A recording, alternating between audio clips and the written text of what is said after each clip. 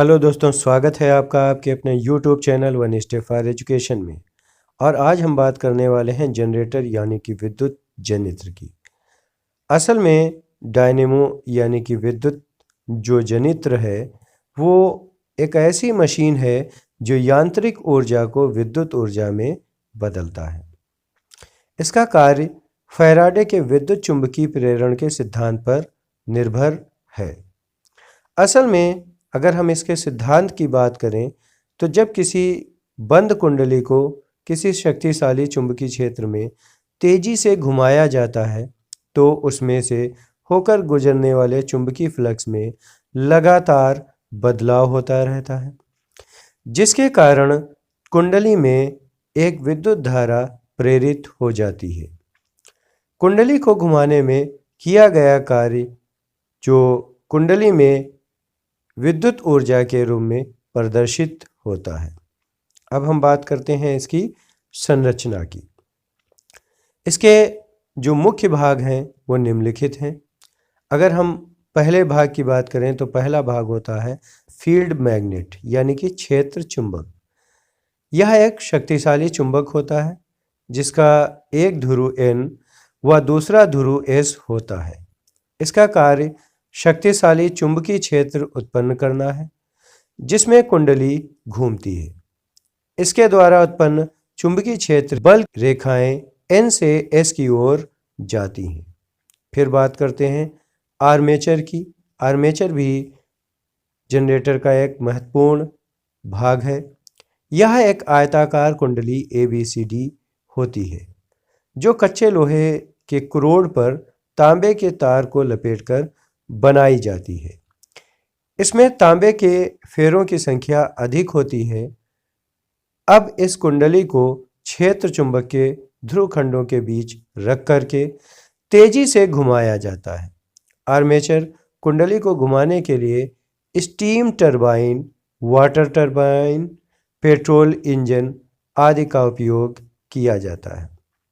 अब बात करते हैं हम इसके अगले भाग की, जिसे हम सर्पी वलय या स्लिप रिंग्स कहते हैं। कुंडली पर लिपटे तार के दोनों सिरे धातु के दो छल्लों S1 व S2 से जुड़े रहते हैं तथा आर्मेचर के साथ घूमते हैं। इनको सर्पी वलय कहा जाता है। अब सर्पी वलय के समीप ब्रश स्थित होते हैं और अब हम बात करते हैं इन ब्रश को। सर्पी वलय S1 व S2 तांबे की बनी दो पत्तियां B1 व B2 को स्पर्श करते हैं जिन्हें ब्रश कहते हैं। ये ब्रश स्थिर रहते हैं तथा इनका संबंध उस बाह्य परिपथ से होता है जिनमें विद्युत धारा हमें भेजनी होती है। आइए दोस्तों, अब हम बात करते हैं जनरेटर की कार्यविधि की।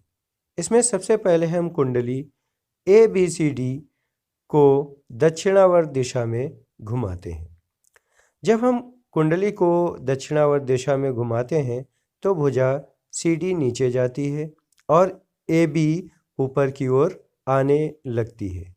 अब यहाँ पर फ्लेमिंग के दाएं हाथ का नियम लागू हो जाता है और इन भुजाओं में एक धारा प्रेरित हो जाती है। अब बाह्य परिपथ में हम धारा S2 से भेजते हैं तथा S1 से वापस बुला लेते हैं। जब कुंडली अपनी ओर ऊर्ध्वाधर स्थिति से गुजरेगी तब भुजा AB नीचे आएगी तथा CD ऊपर की ओर जाएगी। इसी कारण AB तथा CD में धारा की दिशा में पहले से विपरीत हो जाएगी। इस प्रकार की धारा को प्रत्यावर्ती धारा कहते हैं क्योंकि प्रत्येक आधे चक्र के बाद बाह्य परिपथ में धारा की दिशा बदल जाती है। फिर अब हम बात करते हैं ब्रशों के कार्य की। तांबे की दो पत्तियां B1 व B2 से जुड़ी रहती हैं। इन पत्तियों को ब्रश कहते हैं या घूमने वाली कुंडलियों का बाह्य परिपथ में संपर्क बनाए रखती हैं।